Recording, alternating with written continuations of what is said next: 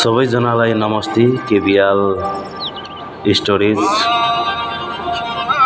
YouTube च्यानलमा फेरि पनि तपाईहरुलाई स्वागत गर्न चाहन्छु। सदा झैं आज पनि केबिएल स्टोरीको लभ सिरिज पार्ट 1 मा तपाईहरुलाई स्टोरी सुनाउन गइरहेको छु। यो स्टोरी तपाईहरुलाई मन पर्यो भने कृपया भिडियोलाई लाइक, कमेन्ट, शेयर गरी सब्स्क्राइब गरेर यो च्यानललाई अझै अगाडि बढाउन सहयोग गरिदिनु होला। तपाईहरुको सानो सहयोग मेरो लेखन यात्राको लागि धेरै अमूल्य हुनेछ। तपाईहरुको सानो सहयोगले नै मेरो लेखन यात्रालाई अझै प्रभावकारी बनाउनेछ भन्दै म आजको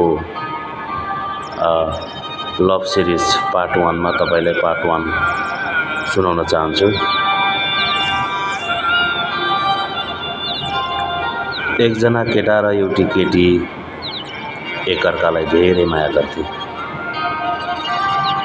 सुखका दिनमा उनीहरू सधैँ सँगै थिए। लाग्थ्यो यो साथ कहिले टुट्ने छैन। तर समय सधैँ एउटै रहँदैन।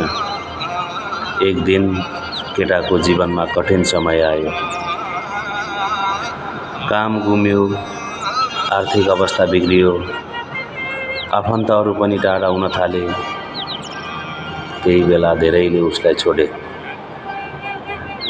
तर एउटी मान्छे भने अझै उसको हात समातेर उभिन् र उनले भनिन्, आज तिमीसँग पैसा छैन, तर तिम्रो इमानदार मन अझै छ। म परिस्थितिसँग होइन, तिमीसँग प्रेम गर्छु। त्यो दिन केटाले बुझ्यो, साँचो प्रेम भनेको सुखमा हात समात्नु होइन। साँचो प्रेम भनेको त्यो हो जहाँ दुःख पर्दा दुःखमा पनि हात नछोड्नु रहेछ।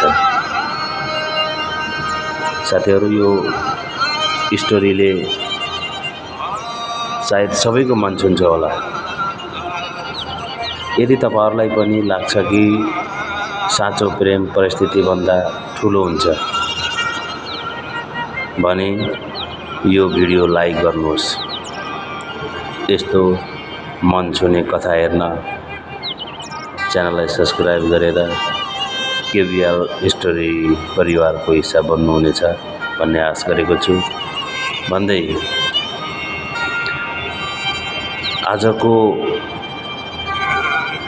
लभ सिरिज पार्ट 1 मा यति नै। बाँकी